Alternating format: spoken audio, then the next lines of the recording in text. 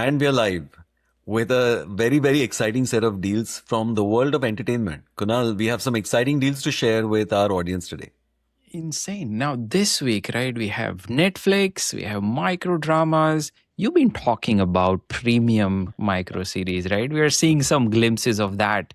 And then just an insane way of bringing those on theater screens. Yeah, my hunch is in today's show, we're going to really surprise people with some of the innovation that are happening from none other than Netflix, but Mhm. also in from the world of microdramas, exactly what you Yeah. mentioned. Fantastic. Let's start with Netflix, Atul. This was a little surprising for me. Some of the companies that they are working with and acquiring, they're licensing from BuzzFeed, People, Hearst. What's happening here? So look, some of these companies that are part of this new deal that Netflix has announced, these are very large publishers, right? They used to be maybe magazine publishers, maybe newsletter publishers, maybe they were, in the day, sort of in the print media. Then they turned into digital publishers. And when they turned into digital publishers, not only were they sort of having all these websites with, all sorts of, news and stories and coverage for maybe fashion, maybe lifestyle, maybe Hollywood, maybe celebrities, right? Because some of the brands that you just mentioned, right, including, let's say, People or Cosmopolitan or Elle, right? These are, fairly exciting places where you would actually find fashion tips and lifestyle and food and, all sorts of topics, right? What was interesting was that a lot of these companies have actually created their content verticals, and a lot of content typically does get produced, right? What was exciting and interesting about the latest deal from Netflix is that a lot of that content was always residing on, YouTube and Daily Motion, and it was on the internet on those publishers' websites, right? It was never really on mainstream streaming. I think this deal Interesting. actually changes that forever. Yeah, I remember BuzzFeed Studios, right? Everything on YouTube. So now they are acquiring a lot of these titles. I also saw that these are like short videos. You got 3 minute, 4, 5 minute videos. Is this the birth of short content for Netflix? Looks like. Look, I think what is interesting is that this particular sort of set of content is snackable. It's short duration, exactly as you mentioned, right? The shelf life is pretty long. So, for instance, there isn't, you're not kind of following something which is like a series. You can actually start from any episode. Sometimes the thumbnail, the title actually has a big bearing on you actually tuning into those shows, right? So, from Right. that perspective, it's built for the internet. It was always built for YouTube. And I think that's really what Netflix is trying to bring in. And let's not forget, by the way, that there are two big motivations for Netflix to sort of bring this in, right? Some which are stated and some that are not, right? One is that it is actually very suited to ads and advertising, because when you have snackable content, you need the long Yeah, tail. You need people to makes go in from one content to the other and one episode to the other, and like just and this endless stream of a rabbit hole that you keep going deeper into. So that's one. It's beautiful for ads and for advertising businesses, right? That's one aspect. The second is that this format, if you think about it, right, this content also lends itself really well for micro dramas, styled vertical video. So, Mm. this is the kind of content that not only will you watch when you're sort of on your sofa, in a living room, but even if you're in motion on the phone, you could actually sort of see some of the snackable content, right? Fascinating. So it's like your second screen. I mean, obviously they're getting robbed by YouTube. So now to get your second screen out and might as well still be on YouTube. Might as well still be on Netflix. Yeah, get out of YouTube. And that could be the third motivation. So Mm. it's very good for advertising, especially the long tail piece of it. The second aspect is that it's great for from a vertical screen perspective. And the third one is that this kind of content, you would always associate saying that, hey, this content lives on YouTube. But I think Netflix is kind of saying that, hey, Mr. Subscriber, Miss Subscriber, you don't have to sort of exit Netflix to watch these kind of videos on the internet or on YouTube. You can watch it right here on our system and our platform. Just one quick thing. I do want to sort of, call out a few of the participants involved that Netflix has brought in, and I'm sure we sort of viewers are seeing that on the screen as well. But Penske Media, Condé Nast, Hearst, People, BuzzFeed, Tastemade. These are again great names. If just the names that I read out right now actually has so many different, different kinds of content, right, and Right. topics that they cover. Fascinating. Atul, before we go and move on to the next one, I want to ask our new friend Vicky, what does she think about it? Yeah, I mean, Wiki. For folks who are tuning into our show for the first time or don't know what Wiki is our AI agent. One of the interesting things about Wiki is that Wiki was built to answer business questions in the business of global entertainment.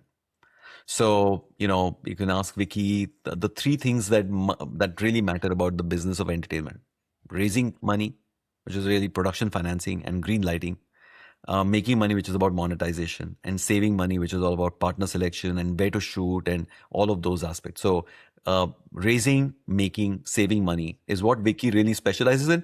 In fact, Kunal, if you want to ask that question to Wiki in terms of why did Netflix do this deal? Yeah. So we asked that question, right? Just announce a deal. Just tell us why are they doing this? Give us your opinion. Look at this beautiful response that came back. Hmm. So, First what's thing, Wiki saying? What's her conclusion? first thing she's saying, YouTube problem and the publisher solution. So again, exactly what you've been talking about. And Kunal, I wanted to actually mind you, right?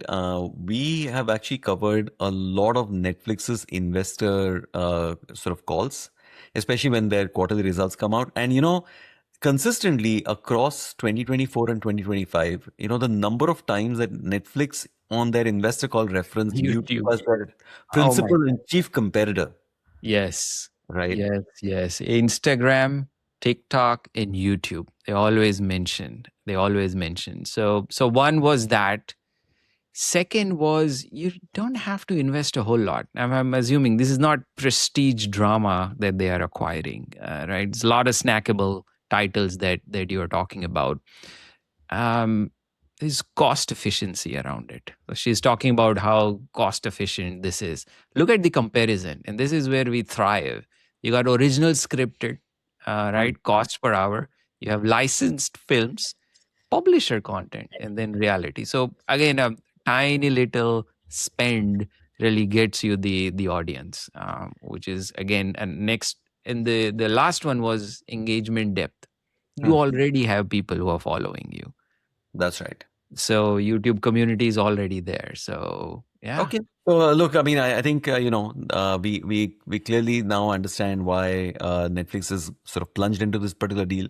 Fairly exciting and interesting deal from that perspective, and it's essentially a licensing deal. My hunch is that if this really works well, they might actually sort of jump into it for influencing a lot of the productions in the future in these categories. yeah, amazing, amazing. So second one, Atul, something that we've been talking about a lot. You have said it. You have interviewed a lot of micro drama app owners, MDs, and the idea here is dual format, right? So what's happening? Let me set the stage, right? So you Okay. have former Prodigy Media. That's the group that's involved. It's led by Christopher Knight. They're there's a parent, that's the parent group. There's a group inside of that which is marquee content. Then we have Portrait Pictures, which is a sister company of Tip Top Production. So you got two companies involved. You have marquee content and Portrait Pictures. And then you have this group, Elation Media, which is led by Jonathan Miller. And all three of them came together with one goal of producing dual format premium titles, right? So that's the whole setup. They came up with three titles. The one that we are talking about is the Moriarty Rising, the Sherlock Holmes tale, and there is a theatrical release that's planned for it, and then there is a micro vertical space that they are getting into as well. So there's a dual content that's coming through. Fascinating. And look, Kunal, uh, I mean, what's the structure of the deal?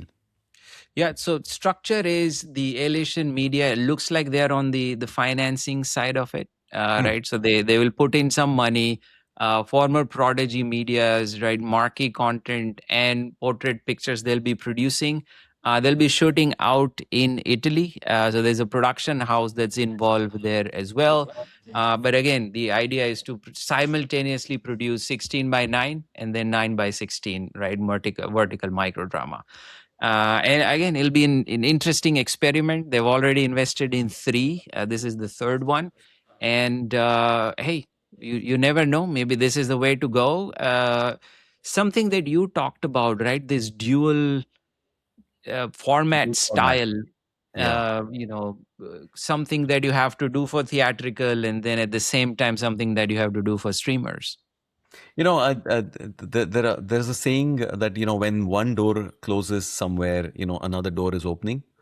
And I wanted to sort of take that concept to windowing.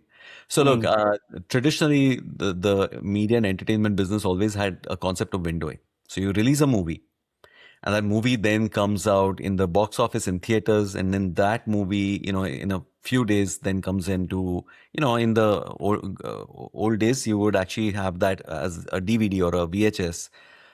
Then it would go on TV stations, and then it would go on free TV, and then it would go on YouTube and streaming. That used to be the windowing maybe 15 years ago, 20 years ago, right?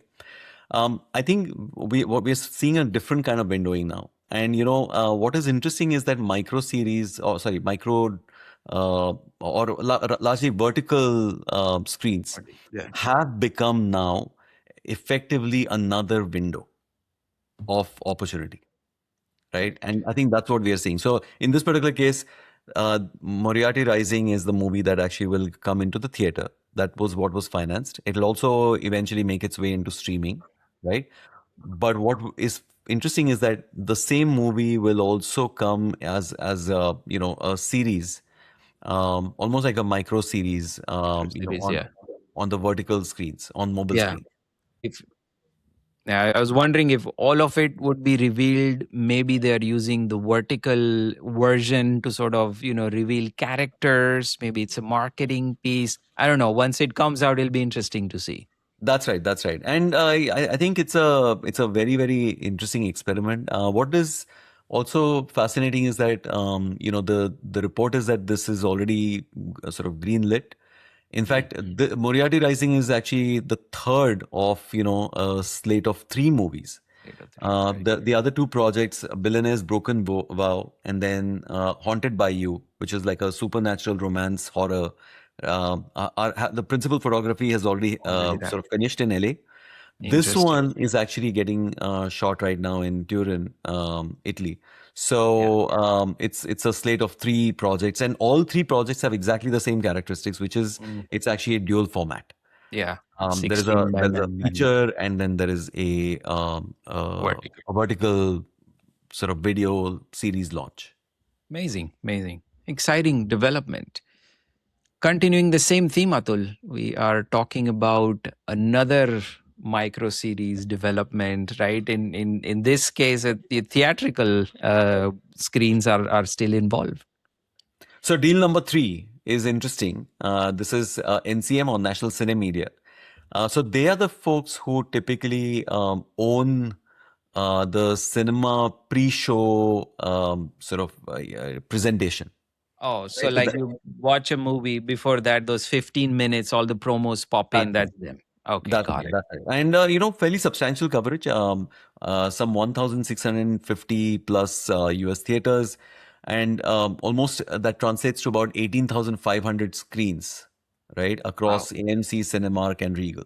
So they're a substantial player. And what is interesting is that they are actually sort of partnering with aTwist.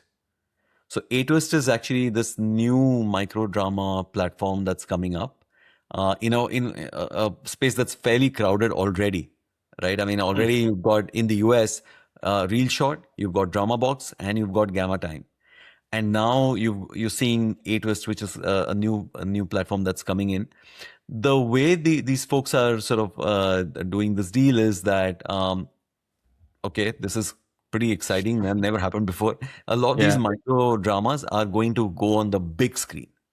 So Wow. yeah, that's right. So it's part of the pre-show presentation package, where those micro dramas will actually be, as audiences wait for the movie to start, the main feature to start, they will actually be experiencing these micro dramas. So it's kind of like trialing and sampling of content, or promotional value of that content, especially when aTwist is actually launching.